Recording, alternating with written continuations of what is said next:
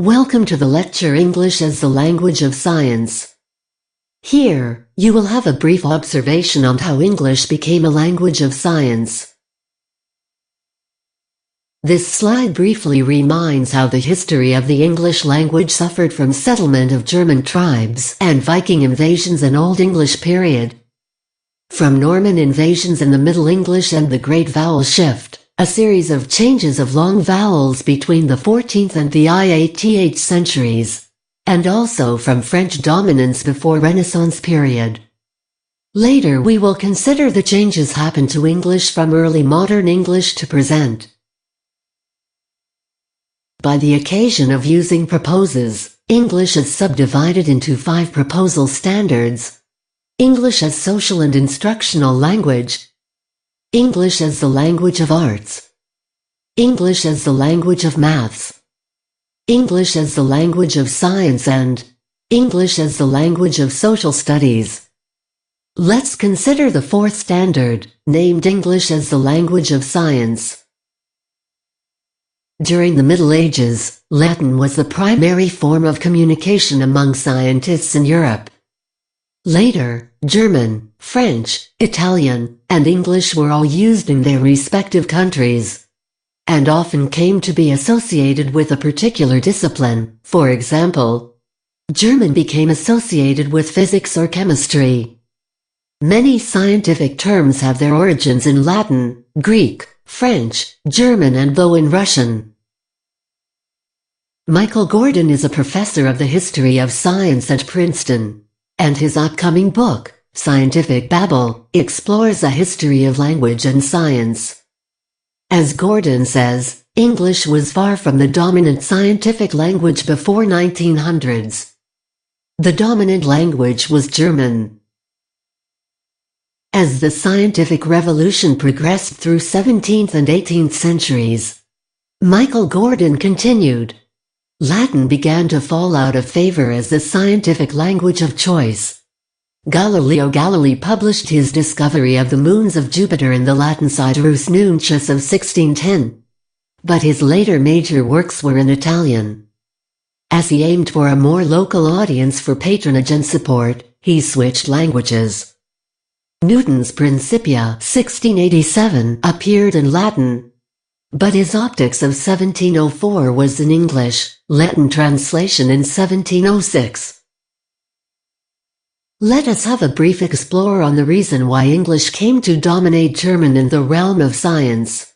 After World War I, Belgian, French, and British scientists organized a boycott of scientists from Germany and Austria. The latter were blocked from conferences and were not able to publish in Western European journals. Germans responded to their predicament by reinvigorating their commitment to their native language. The multilingual system began to crack, but it was the Americans who would shatter it. In that moment in history, such international organizations to govern history as the International Union of Pure and Applied Chemistry were established. And those newly established organizations began to function in English and French. German, the dominant language of science before, was written out. The second effect of World War I took places across the Atlantic in the United States.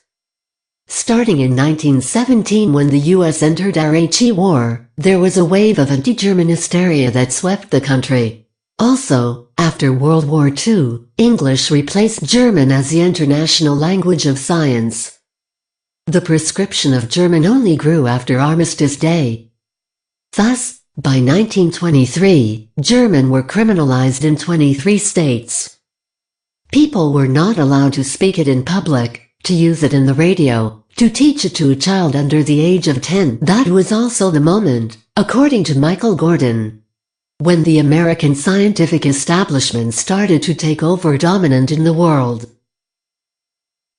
Nowadays, if scientists are going to coin a new term, it is most likely in English. And if they are going to publish a new discovery, it is most definitely in English. For scientists today, English proficiency is a formula for success.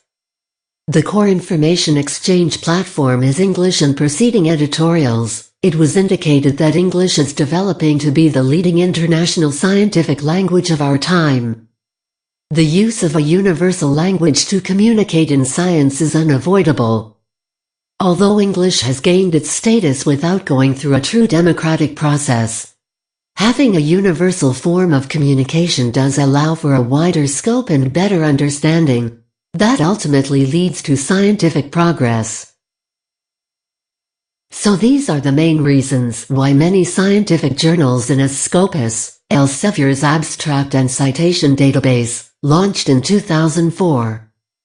Scopus covers nearly 36,377 titles, 22,794 active titles, and 13,583 inactive titles from approximately 11,678 publishers, of which 34,346 are peer-reviewed journals in top-level subject fields: life sciences, social sciences, physical sciences, and health sciences.